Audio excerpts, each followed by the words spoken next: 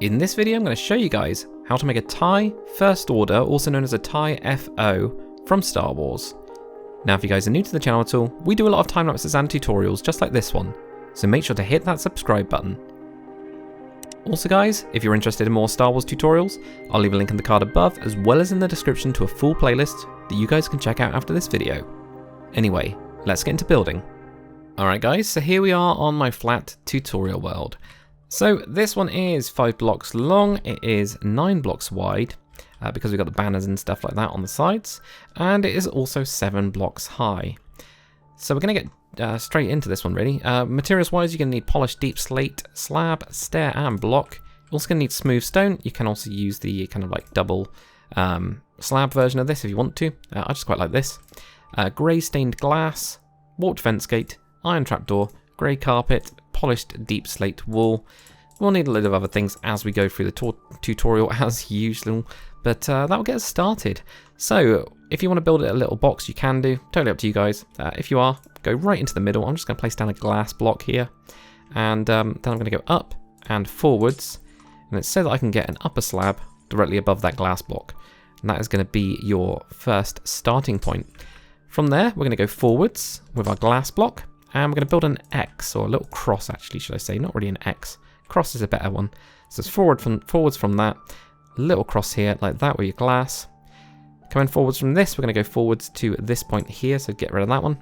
And that's going to be your warped fence gate, and you're going to punch that through, and that is going to be your lasers. That will do for that bit. Now you can get rid of these 2 blocks. We're done with those. So next what we're going to do is we're going to have iron trapdoors on top of the front of these. Now obviously we can't knock these down, that's a big problem, but we can use the debug stick if you've got it to actually knock these down. So you can use the left click after you've done /give, I should show that command, /give your name then debug_stick. You can then left click to find the open property and then right click to change it. That'll knock it down. If you guys can't do that, I would recommend using the warped trapdoor instead, so they work perfectly. You can now get rid of that now. So it's going quite well already. So on the inside of this, you're going to have a polished deep slate stair here, and one right next to that one, and also on the top here as well, on those 2. Then if we stand on this little piece here, we're going to have a normal stair this way, upside down stair here, upside down stair there, normal stair there like that. Then on the back of that, upside down stair here, upside down stair here, normal stair, normal stair. Polished deep slate blocks this time are going to be in these gaps. Except the middle, leave the middle. The middle's going to have a polished deep slate wall. And we're also going to need to grab, I might as well grab this as well, crimson button and also a nether brick fence. So crimson buttons on the sides, those are your ion engines, your twin ion engines. Almost like that's where the name comes from. And also on the back here, this is where your nether brick fence is going to be as a kind of antenna.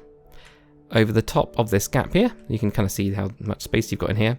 Ignore these big gaps that you've got on the sides there, we'll seal those in a bit.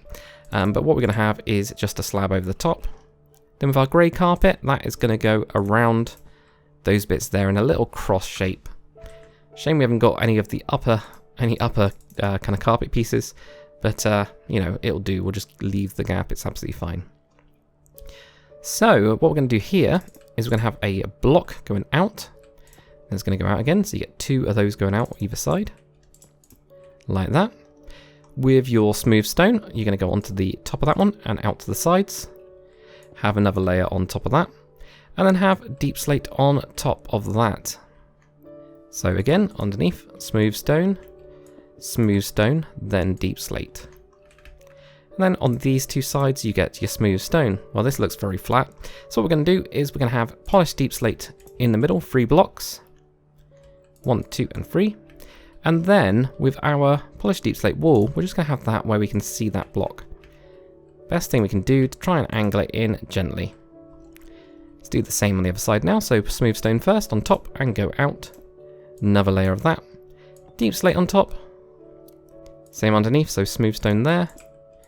And down there. Underneath another layer. Then your deep slate like that. Smooth stone goes here and here. Then we're going to have 3 blocks of your deep slate block on there, and also on the back. Then with your wall, whack that in on those blocks there like that. Okay, so the next thing we need to do is we need some banners. So there's 2 banners. They're going to be light grey banners. It's going to be a starting one.